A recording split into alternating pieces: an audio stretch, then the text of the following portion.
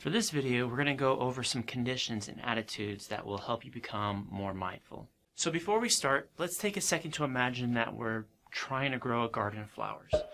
Sure, we could throw a few seeds in some dirt in our backyard and hope for the best, but chances are nothing's going to grow. But if we had good sunlight, soil, fertilizer, and water, our flower would be way more likely to successfully grow. Now, the practice of mindfulness is like tending to a garden. Both mindfulness and our garden are more likely to grow when certain conditions are met. There are generally 8 conditions that are regarded as necessary in order to help you become more mindful. So let's go over those 8 conditions right now. And the first quality you'll need in order to cultivate your mindfulness is a beginner's mind. This quality of awareness sees things as new and fresh, as if for the first time, with a sense of curiosity. Having a beginner's mind means having an attitude of openness, eagerness, and a lack of preconceptions.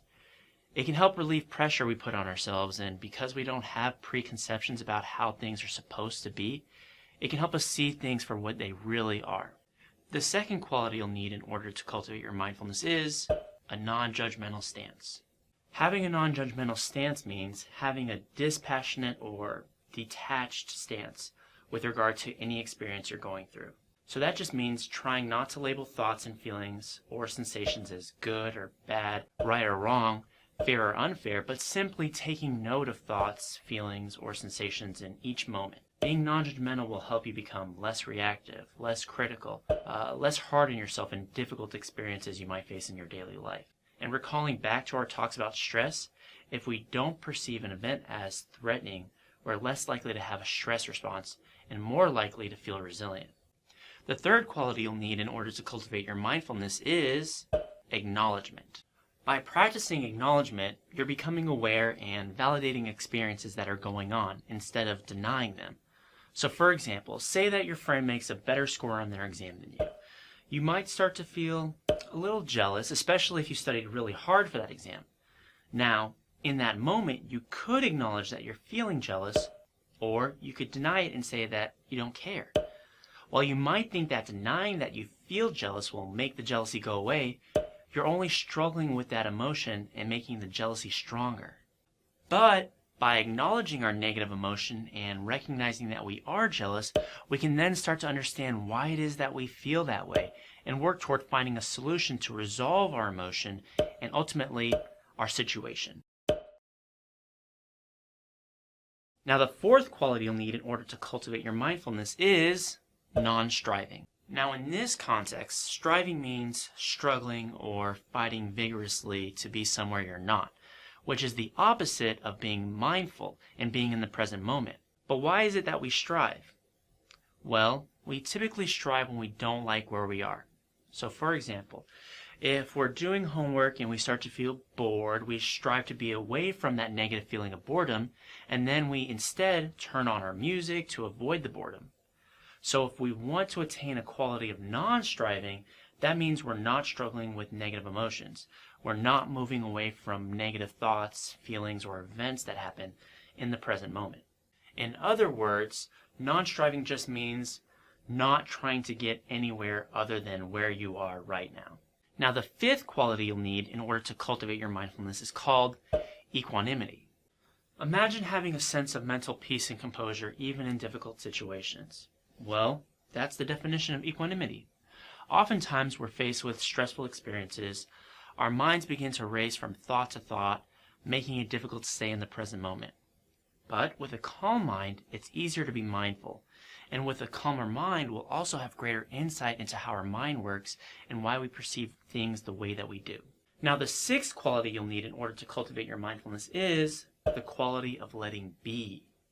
Now, letting be just means that we let our experiences be as they are. We try accepting them without trying to change whatever is happening in the present moment.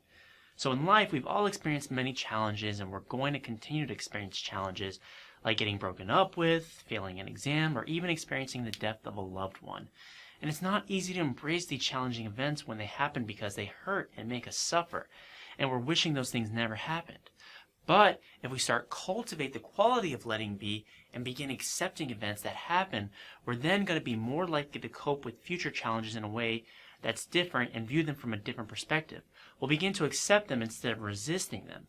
By accepting or letting be, I'm not saying that you have to do nothing about the crisis that occurred, but what I am saying is that once you accept it and acknowledge that you just experienced this challenge, you'll be able to respond in a healthy way that will lead to peace. The seventh quality you'll need in order to cultivate your mindfulness is the quality of self-reliance. Self-reliance just means that you trust yourself and your abilities. It's important because it can help you develop confidence in yourself.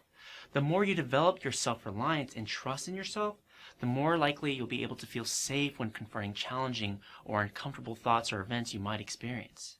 And finally, the eighth quality you'll need in order to cultivate your mindfulness is the quality of self-compassion. Unfortunately, many of us aren't very nice to ourselves. In fact, for many of us, we're our own biggest bullies.